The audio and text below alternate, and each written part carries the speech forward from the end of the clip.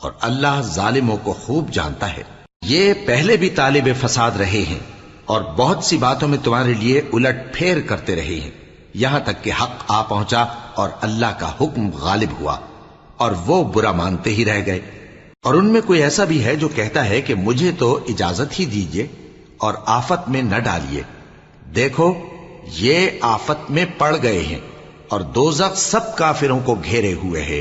اے پیغمبر، اگر تم کو آسائش حاصل ہوتی ہے تو ان کو بری لگتی ہے، اور اگر تم پر کوئی مشکل آ پڑتی ہے تو کہتے ہیں کہ ہم نے اپنا کام پہلے ہی درست کر لیا تھا، اور خوشیاں مناتے لوٹ جاتی ہیں۔ کہہ دو کہ ہم کو کوئی مصیبت نہیں پہنچ سکتی بجز اس کے جو اللہ نے ہمارے لیے لکھ دی ہو، وہی ہمارا کارساز ہے، اور مومنوں کو تو اللہ ہی پر بھروسہ رکھنا چاہیے۔ کہہ دو کہ تم ہمارے حق میں 2 بھلائیوں میں سے ایک کے منتظر ہو، اور ہم تمہارے حق میں اس